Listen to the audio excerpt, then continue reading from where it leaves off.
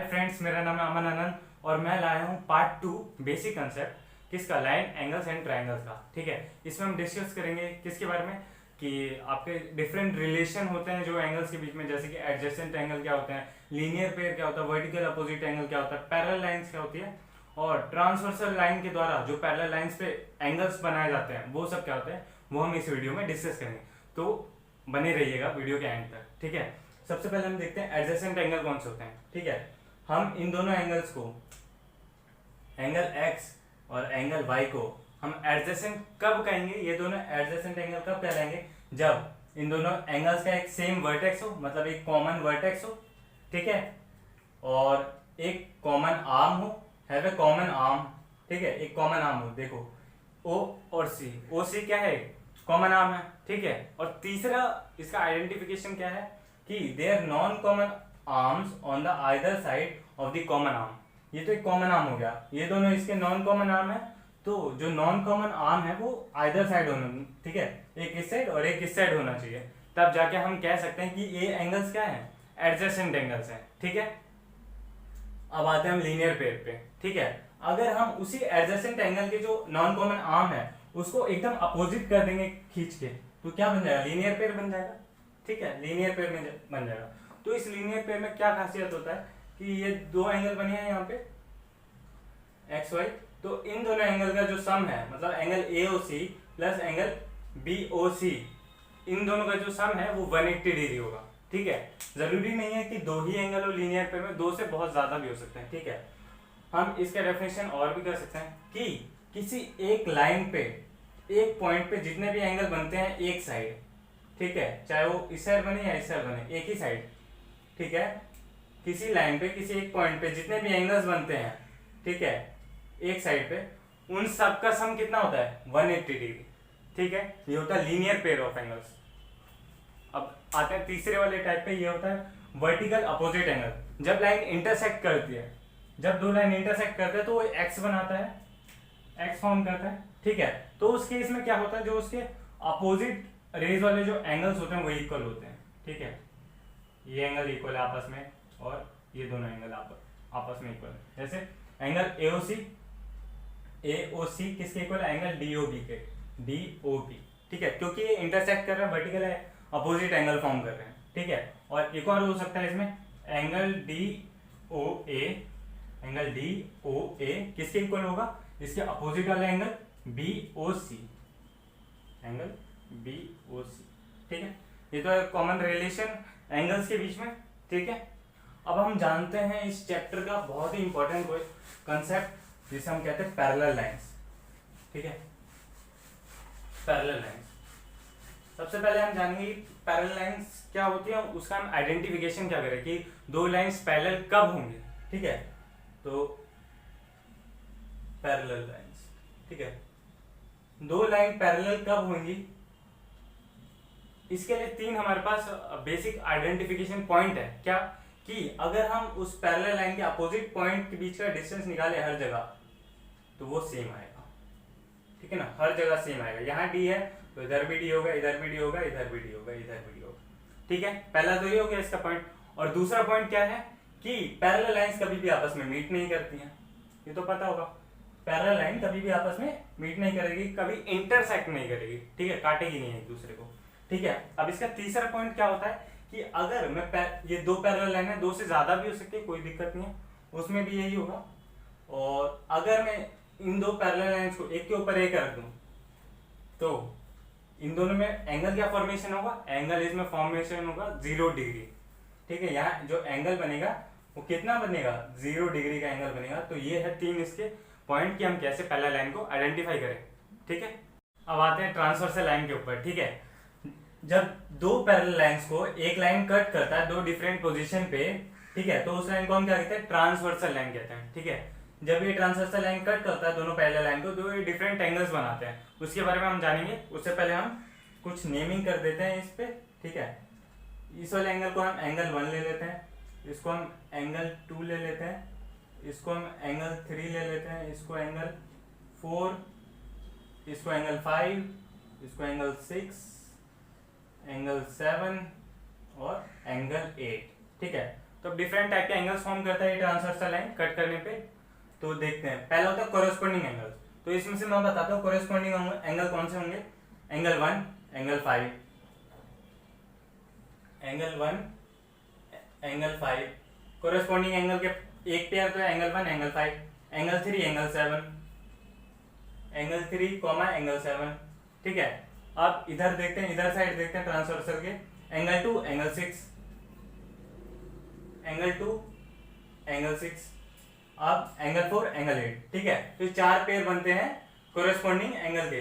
ठीक है, angle 4 comma angle 8। अब इनका खासियत क्या होता है कि ये जो पेयर है, जो पेयर आया है, जैसे एंगल 1 और एंगल 5 का जो पेयर आया है वो आपस में इक्वल होता है, कोरेस्पॉन्डिंग एंगल।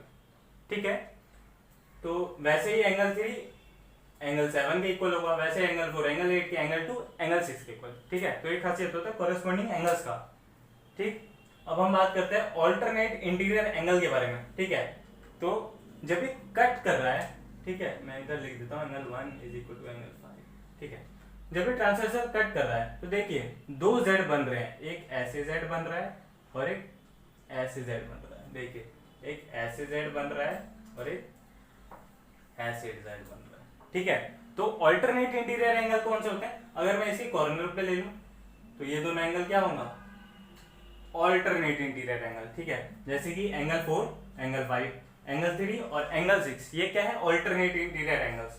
जैसे angle 4 comma angle 5 comma angle 3 comma angle 6, angle 3 comma angle 6। अब इनका खासियत क्या है कि ये आपस में इक्वल होते हैं। ठीक है, इंटीरियर ऑल्टरनेट इंटीरियर एंगल आपस में इक्वल होते हैं। जैसे angle 4 is equal to angle 5 होगा और वैसे angle 3 is equal to angle 6 होगा। ठीक है, अब आते हैं सबसे इंपॉर्टेंट कंसेक्यूटिव इंटीरियर एंगल। ये क्या होता है? इसमें थोड़ा डिफरेंट है कि जब ट्रांसवर्सल लाइन कट करता है तो उसके एक साइड पे देखें, हम इस साइड देखते हैं तो जो दो एंगल बने हैं एंगल 3 और एंगल 5, ये दोनों क्या है? Consecutive interior angle. ठीक है, इसको हम ये भी कहते हैं कि angles made by transversal line on the same side. ठीक है, तो एंगल 3 कॉमा एंगल 5 और एंगल 4 एंगल 6 क्या है? Consecutive interior angle. ठीक है, अब इसकी प्रॉपर्टी क्या है? इसकी प्रॉपर्टी इन सबसे थोड़ी डिफरेंट है। क्यों? क्योंकि इसमें इन दोनों का सम 180 के इक्वल होता है। अगर इन दोनों का हम सम कर देते हैं तो किसके इक्वल होता है? 180 डिग्री। ठीक है, मतलब angle 3 plus angle 5 is equal to 180 degree और एंगल 4 और एंगल 6 भी बन रहा है कंसेक्यूटिव इंटीरियर एंगल। तो ये क्या होगा? Angle 4 plus angle 6 is equal to 180 degree. ठीक है, अब इसमें वर्टिकली अपोजिट एंगल्स भी बनते हैं और लीनियर पे भी बनते हैं। जैसे वर्टिकल अपोजिट एंगल देखिए, एक यहाँ इंटरसेक्ट कर रहा है तो ये अपोजिट वाला, ये अपोजिट वाला बन गया। वर्टिकली अपोजिट, ये अपोजिट, ये अपोजिट, वैसे भी इधर बनेगा। ठीक है, अब लीनियर पेयर भी बन रहा है। अगर मैं इस लाइन के इस वाले साइड देख रहा हूँ तो ये दोनों बन गए, इस लाइन के इस साइड देख रहा हूँ तो ये दोनों बन गए, इस लाइन के इस साइड देख रहा हूँ ये दोनों, और इस लाइन के इस साइड देखूँ तो ये दोनों। तो ये वर्टिकली अपोजिट एंगल और जो आपके लीनियर पेयर है, जितने भी एंगल फॉर्म हो रहे हैं वो आप मेरे को कमेंट सेक्शन में जल्दी लिख के बताइए। अब हम आते हैं ट्रायंगल्स के ऊपर। ठीक है, ये तो आपको पता होगा कि ट्रायंगल क्या है? एक 3 साइडेड पॉलीगन है। ठीक है, इसमें 3 साइड होते हैं और 3 एंगल्स होते हैं। ठीक है, अब ये तो हमने पहले भी पढ़ रखा है। अब हम इसका डिवीजन देखें, इसको हम डिवाइड कैसे करते हैं ट्रायंगल्स को। ट्रायंगल्स को हम 2 पार्ट में डिवाइड कर सकते हैं, एक साइड के बेसिस पे और दूसरा एंगल्स के बेसिस पे। ठीक है, साइड के बेसिस पे ये और 3 पार्ट में डिवाइड हो जाएगा। एक ऐसा जिसके तीनों साइड इक्वल होती है, दूसरा ऐसा ट्रायंगल जिसके 2 साइड इक्वल, और तीसरा ऐसा जिसमें एक भी साइड इक्वल नहीं होते हैं। ठीक है, चलिए देख लेते हैं हम वो कौन कौन से हैं। तो पहला इसमें डिवीजन आता है साइड के बेसिस पे ट्रायंगल का, इक्विलेटरल ट्रायंगल। Equilateral triangle. ठीक है, इसमें क्या होता है? तीनों साइड्स इक्वल होती है उस ट्रायंगल की। ठीक है, सेकंड आता है इसमें डिवीजन आइसोसेलेस ट्रायंगल।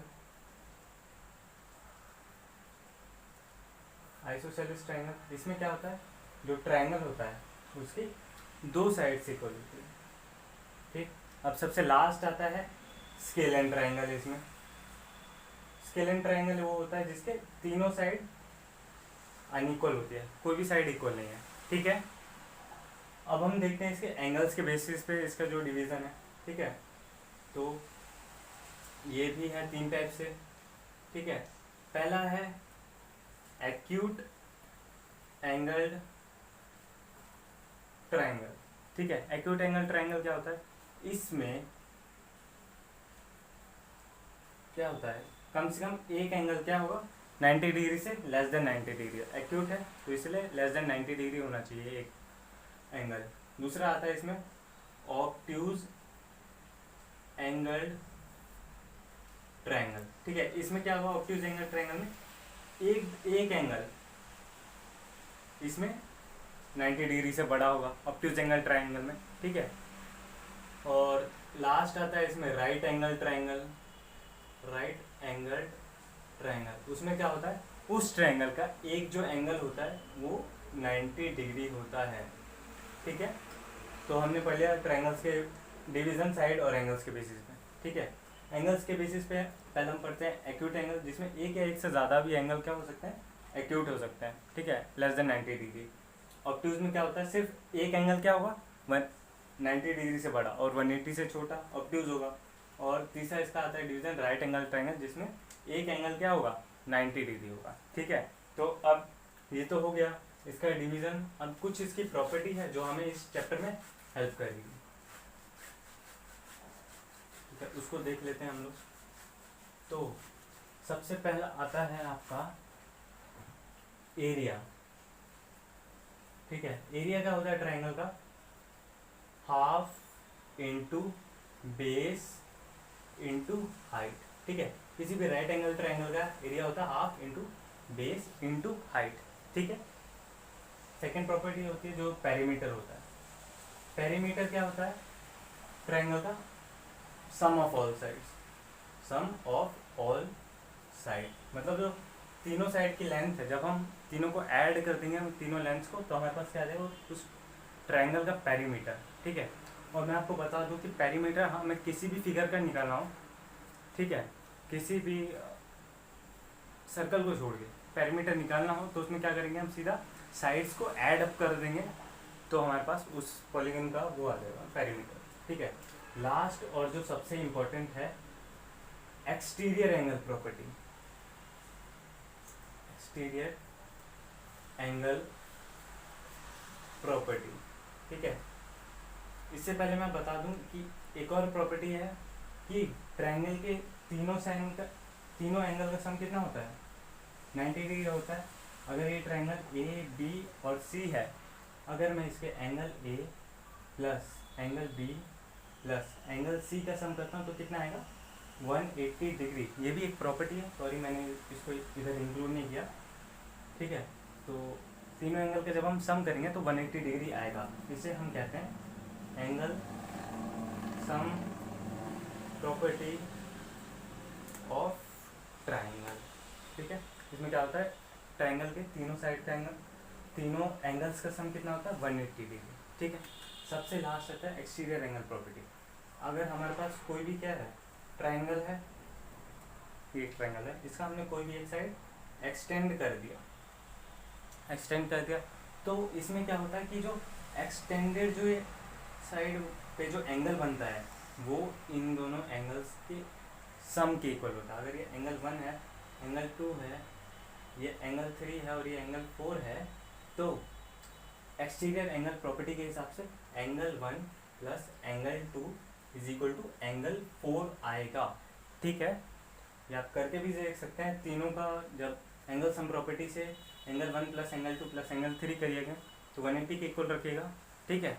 और एंगल जो 3 है, एंगल 3 और 4 में रिलेशन है लीनियर पेयर का, ठीक है। तो वहाँ से आप एंगल 4 का वैल्यू निकाल के उस एंगल सम प्रॉपर्टी में पुट कर दीजिए तो आपके पास देखिएगा ये रिलेशन आ जाएगा। ये आप करके देखिएगा आ जाएगा। और सबसे बड़ी बात कि इस वीडियो को अपने क्लास 9 के जो फ्रेंड्स हैं उनके साथ ज़्यादा से ज़्यादा शेयर करें ताकि वो आगे के सेशंस में जुड़ पाएँ।